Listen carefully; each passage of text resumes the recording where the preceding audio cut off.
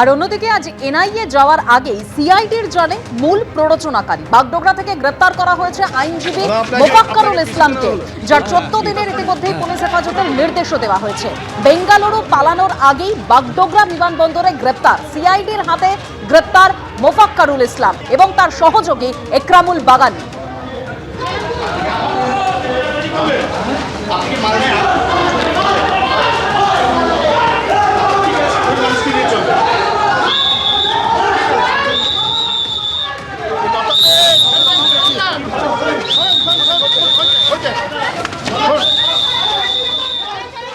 মালদায় বিচারকদের ওপর হামলার ঘটনায় আজ বিকেলে ডিআইজি নেতৃত্বে মোথাবাড়ি পৌঁছয় এনআইএর 24 জনের টিম।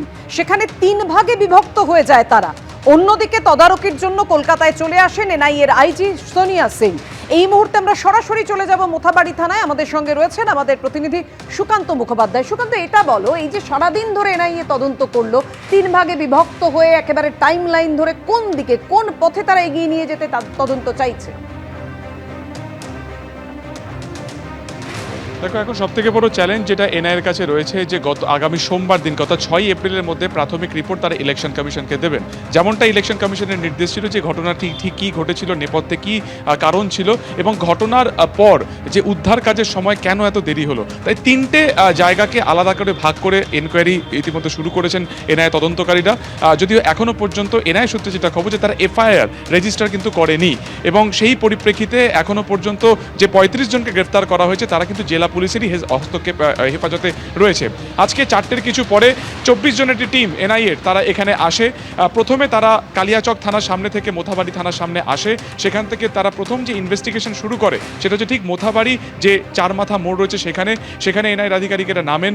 যিনি যারা জেলার আধিকারিকরা ছিলেন তাদের কাছ থেকে ভালো করে জানার চেষ্টা করেন যে ঘটনার দিনকে অর্থাৎ বুধবার দিনকে কোন ডিরেকশন থেকে এই যে জনতার যে একটা ভিড় হয়েছিল, সাধারণ মানুষের যে একটা ভিড় তা বিডিও অফিসের দিকে যাচ্ছিল সেটা তারা দেখেন। সিসিটিভি ফুটেজ কোথায় রয়েছে সেগুলো তারা মোবাইলে ভিডিওগ্রাফি করেন, পয়েন্ট আউট করেন। গোটা এলাকার একটা টোপোশিট তারা নিজেদের ডায়েরিতে সেটাকে পয়েন্ট আউট করেন। সেখান থেকে তারা সরাসরি চলে যান বিডিও অফিসে এবং বিডিও অফিসের কোথায় বিচারকরা আটকে ছিলেন ছাদ থেকে বিভিন্ন অ্যাঙ্গেলের ছবি তোলা হয়, বাইরের দিকে এবং ভেতরের দিকে যাবতীয় ফুটেজ দেখা হয় যে কোন ডিরেকশন থেকে এই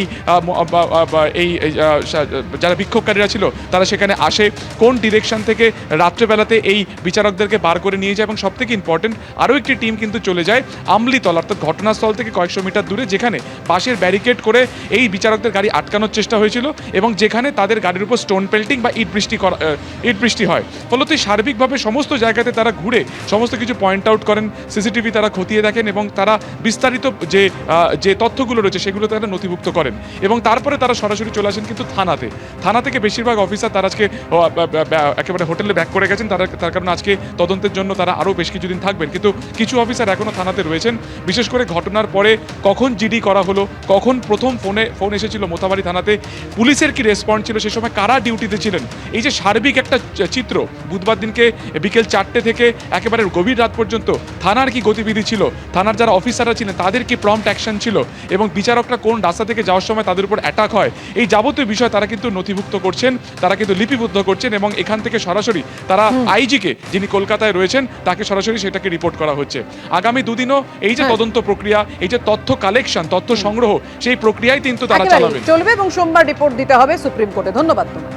এবিপি আনন্দ, এগিয়ে থাকে, এগিয়ে রাখে।